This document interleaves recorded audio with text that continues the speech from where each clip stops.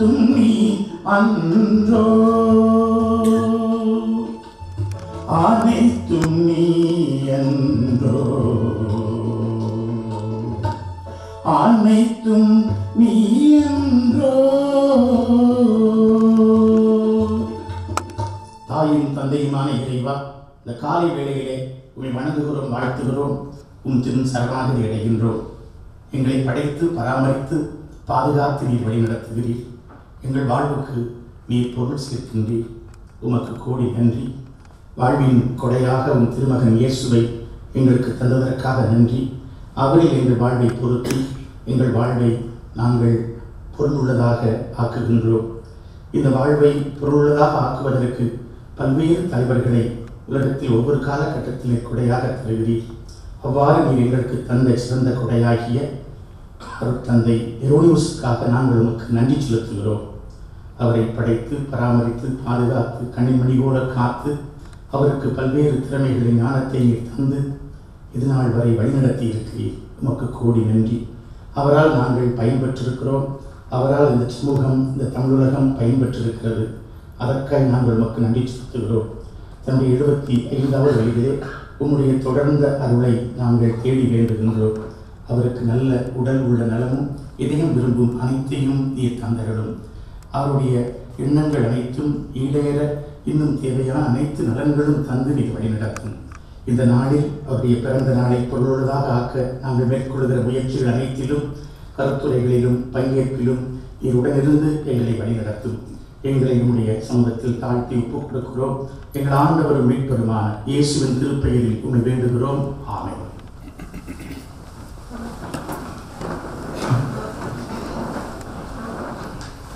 அனைவரையும் அன்புடன் வரவேற்க அருட்பணி மதுரை ஆனந்தா.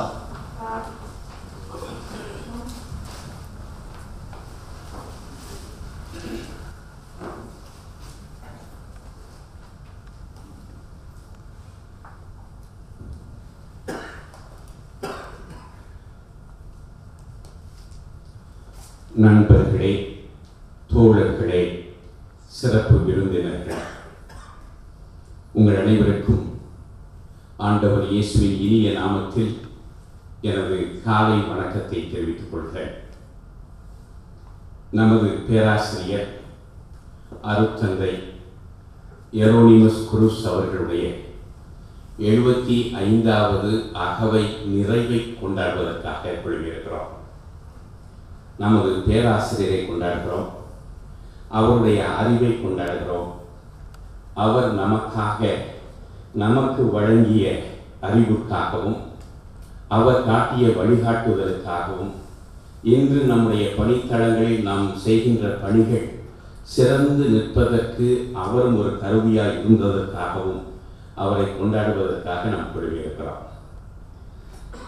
இந்த நிகழ்வினுடைய திட்டமிடலிலே வழக்கமான பிறந்த நாட்கள் கூட கொண்டாட வேண்டாம் என்று ஆர்கே அந்துவான், ஜோமிக் சந்தரிராஜ், ஜெகனிவாசகர் ஆகிய குழு சேர்ந்து சிந்தித்த பொழுது கேக் வெட்டி விருந்து சாப்பிட்டு விட்டு போக வேண்டாம்.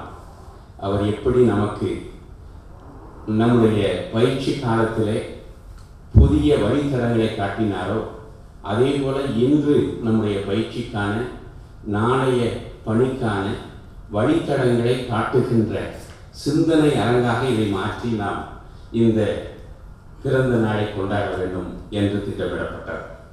அந்த அடிப்படையிலே நாம் இங்கே குழுமியிருக்கிறோம்.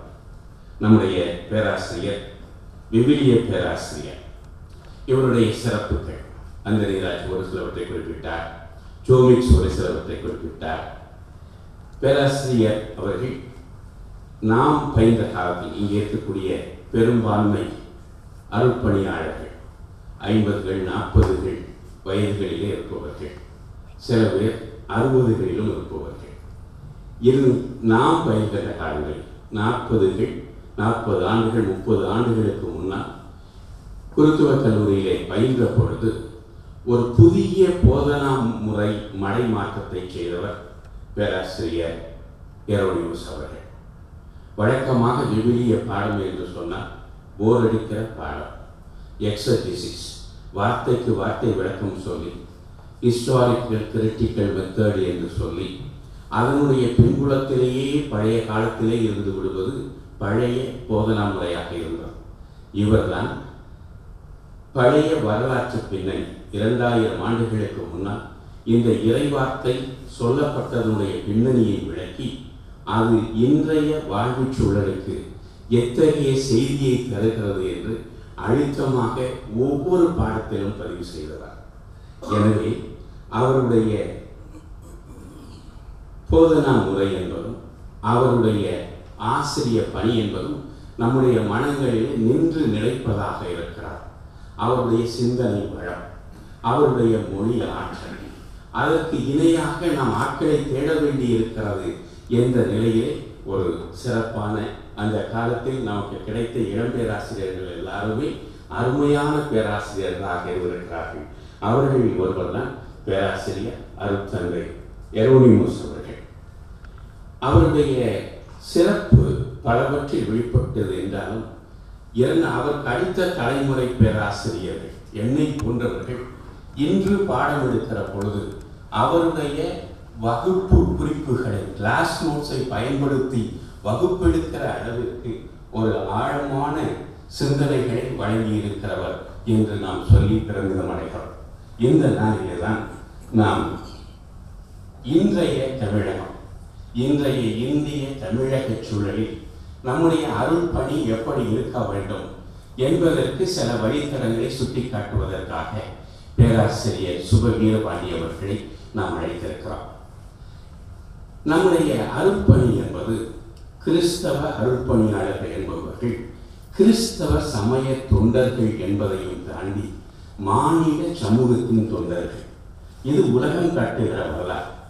இன்று காணப்படுகின்ற கலை, இலக்கியம், அறிவியல், தொழில்நுட்பம், மொழி வளர்ச்சி ஆகிய அனைத்திலும் கடந்த 2000 ஆண்டுகளாக கிறிஸ்தவ அருள் தொண்டர்கள், அருள் பணியாளர்கள் ஆற்றியிருக்கிற பங்கு மகத்தான இன்றைய சமூகத்தின் இன்றைய வளர்ச்சிக்கு கிறிஸ்தவ சமய தொண்டர்கள் மிக பெரிய பங்காற்றியிருக்கிறார்கள். அந்த அடிப்படையிலே இன்றைய தமிழக பணிகள், தமிழக கத்தோலிக்க திருச்சபைக்கான பணியாக நாம் இதை செய்யவில்லை, மானுடத்துக்கான பணியாக செய்து கொண்டிருக்கிறோம். எனவேதான் இந்த தலைப்பை நாம் தேர்ந்தெடுத்து இந்த அற்புதமான தலைப்பை கொண்டாடி கொண்டிருக்கிறோம். நம்முடைய தமிழகத்திலும் தமிழ் மொழி வளர்ச்சி என்று சொல்லுகிற பொழுது ராபர்ட் தேனுபிலி என்று சொல்லப்படுகிற தத்துவ போதகரும் ஜோசப் கான்ஸ்டன்டைன் பிஸ்கி என்று இயற்பெயர் பெற்ற வீரமாமுனிவரையும் தவிர்த்து தமிழக மொழி வரலாறை நாம் எழுத முடியாது. எனவே அந்த அடிப்படையிலே நம்முடைய எதிர்கால பணி எப்படி இருக்க வேண்டும் என்று நாம் சிந்திக்கின்ற பொழுது இன்றைய இந்தியா, இன்றைய தமிழகம், இன்றைய அரசியல் சூழல்கள் எப்படி இருக்கின்றன மிகவும் கவலைப்படுகின்ற அளவில் இருக்கிறார். ஜனநாயகம் ஒன்றுதான் மக்களுடைய எதிர்காலத்தை சரியாக நிர்ணயிப்பதாக இருக்க முடியும். ஆனால் அதுக்கு எதிராக எதேச்சதிகாரமும் சர்வதிகாரமும் கோலோச்சுகின்ற நிலை. நான் பிரதம மந்திரி அல்ல, பிரதான் சேவக் என்று சொல்லுகிறார். சேவக் என்று சொல்லுகிற பொழுதே அவருடைய பின்புலம் என்ன என்று நமக்கு தெரிகிறது. அவர் பிரதான் சேவக். யாருடைய பிரதான சேவகர்? மக்களுடைய தாழ்த்தப்பட்ட ஏழை எளிய மக்களுடைய சேவகரா அல்லது அதானி அம்பானி போன்ற பிரதானிகளுடைய சேவகரா என்ற கேள்வியை நாம் எழுப்ப வேண்டியிருக்கிறது. அவர்களுடைய சேவகர் என்பதைத்தான் வங்கிகளிலே கடன் கொடுக்கப்பட்ட பணமெல்லாம் அவர்கள் முடிந்த பிறகு மீண்டும் பணத்தை திரட்டுவதற்காக ஏழை எளியவர்கள் என்னை போன்ற உங்களை போன்றவர்களுடைய சோப்புகள் இருந்தெல்லாம் பணத்தை எடுத்து வங்கியிலே திணித்தார்கள். இன்றும் இதே போலதான் தொடர்ந்து பொய் பிரச்சாரம் நடந்து கொண்டிருக்கிறார். காலையிலே FM ரேடியோவை நீங்கள் பரட்டினீர்கள் என்றால் இந்தியா வளர்ந்து கொண்டிருக்கிறது, ஏழையின் மகன் இப்பொழுது வேலை தேடுவதில்லை, வேலை கொடுக்கிறவனாக இருக்கிறான். எப்படி அப்பட்டமான பொய்! இந்த சூழலில் நமக்கு மிக அருமையான சிந்தனையை வழங்க வருகை இருந்திருக்கிறார் பேராசிரியர் சுப வீரபாண்டியன். இதற்கு பதிவுரை வழங்க வந்திருப்பவர் நம்முடைய மற்றும் மரியாதைக்குரிய போற்றுதலுக்குரிய பேராசிரியர் சாத்தி செல்வராஜ் அவர்கள். அவர் விழிப்புணர்வுக்கும் சமூக சிந்தனைக்கும் பெயர் போனவர்.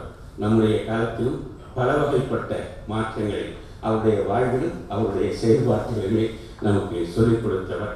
அதே போல இங்கே வாழ்த்துறை வழங்குவதற்காக நம்முடைய பல பேருக்கு பேராசிரியர், சிவகங்கை மறைமாவட்ட ஆயர் மேதவி ஆயர் சுசி மாணிக்கம், அதே போன்று நம்முடைய விசுவாச கோட்பாட்டு இயல் பேராசிரியர் அவருடைய சிந்தனைகள், அவருடைய கேள்விகள் நம்மில் பல பேரை உருக்கி இருக்கின்றன. இப்படி இவர்கள் எல்லாம் முன்வைத்து மீண்டும் ஒரு முறை நம்முடைய சிந்தனைகளை செருகிக் கொள்ள நாம் வருகை இருந்திருக்கக்கூடுகிறோம். எனவே இந்த சிந்தனை அமர்விற்கு, கருத்தரங்கிற்கு சிறப்பு விருந்தினராகவும் கருத்துரையாளராகவும் வருகை இருந்திருக்கக்கூடிய பேராசிரியர் சுப வீரபாண்டியன் அவர்களையும், இந்த நாளின் கதாநாயகன் பேராசிரியர் அருள் தந்தை எரோனிமஸ் அவர்களையும், மற்றும் வேலையில் வீட்டிருக்கக்கூடிய நமது பேராசிரியர் பெருமக்களையும், இந்த நாளின் சிந்தனைகளிலிருந்து பயன்பெறுவதற்காக வருகை இருந்திருக்கக்கூடிய உங்கள் அனைவரையும் அன்புடன் வருக வருக என வரவேற்று விடைபெறுகிறேன். நன்றி.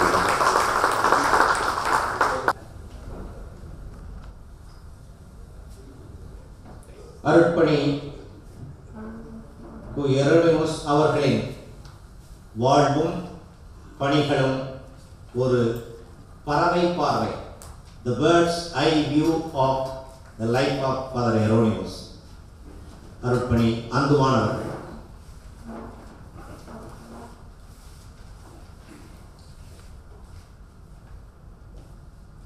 மேடையில் வீட்டிற்கும் சான்றோர்களுக்கும் அரங்கத்தில் அமர்ந்திருக்கிற ஆன்றோர்களுக்கும் எனது இனிய காலை வணக்கத்தை தெரிவித்துக் கொள்கின்றேன். தந்தை எரோனிமஸுடைய வாழ்வும் பணியும் பற்றி 2 நிமிடங்கள் பேச வேண்டும் என்று சொன்னார்கள். இது இயலுமா என்று தெரியவில்லை.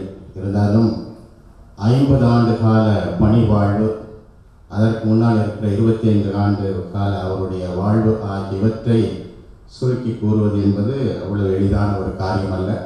இருந்தாலும் தமிழிலே ஒரு பழமொழி சொல்லுவார்கள், ஊரறிந்த பாப்பானுக்கு பூணில் எதற்கு என்று சொல்லுவார்கள். எனவே ஊரறிந்த அறிஞரை பற்றி நான் உங்களுக்கு எதுவும் புதிதாக சொல்ல தேவையில்லை.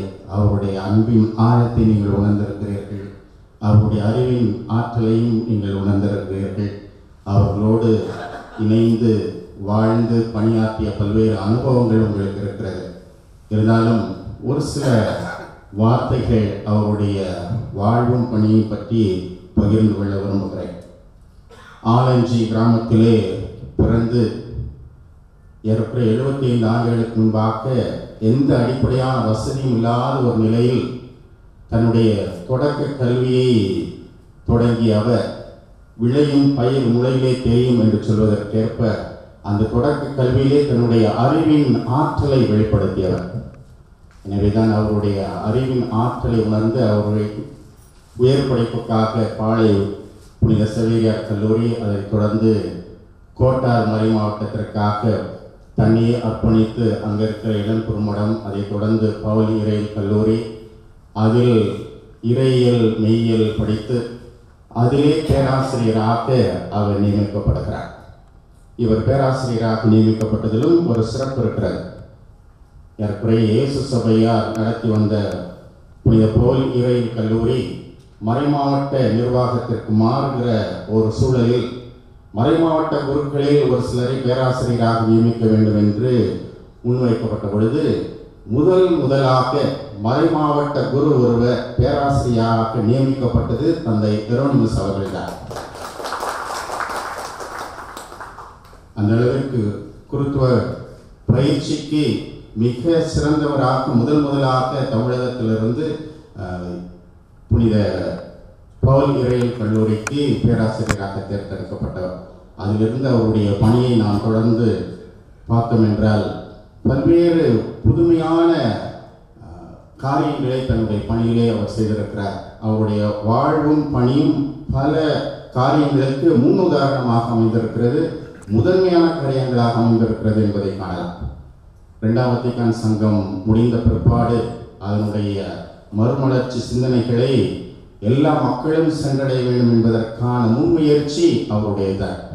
இந்தியாவிலேயே இரண்டாம் வத்திக்கான் சங்கத்தினுடைய ஏடுகள் தமிழிலே மொழிபெயர்க்கப்பட்டது தான் முதல். வேறு எந்த மொழியிலும் இந்தியாவிலே மொழிபெயர்க்கப்படவில்லை. முதலாக தமிழிலே தான் இரண்டாம் வத்திக்கான் சங்க ஏடுகள் மொழிபெயர்க்கப்பட்டன. அதற்குரிய பெருமை அந்த எரோனிமஸ் அவர்களே சார். அதைத் தொடர்ந்து விவிலிய மொழிபெயர்ப்பு என்று சொல்லும் பொழுது இந்த இறை வார்த்தை, வாழ்வழிக்கக்கூடிய இறை வார்த்தை எல்லா மக்களுக்கும் சென்றடைய வேண்டும் என்கின்ற அந்த ஒரு பரந்த நோக்கில் பொது மொழிபெயர்ப்பு, எல்லா மக்களும் எளிதாக இதை படிக்க வேண்டும், புரிந்து கொள்ள வேண்டும் என்கின்ற பொது மொழிபெயர்ப்பு இவருடைய தலைமையில், இவருடைய வழிகாட்டுதலில் நடந்தது என்பதுதான் உண்மை. பலர் இந்த பொது மொழிபெயர்ப்பு தேவையா, அவசியமா என்று பலர் கேள்வி எழுப்பிய ஒரு நிலையிலும் இது எல்லாரையும் சென்றடைய வேண்டும், எல்லாரும் இந்த இறைவாட்டின் அடிப்படையிலே ஒன்றிணைய வேண்டும் என்கின்ற அந்த பரந்த நோக்கில் பொது மொழிபெயர்ப்பு, அதைத் தொடர்ந்து பொது மொழிபெயர்ப்பின் அடிப்படையிலே விளக்கு உரை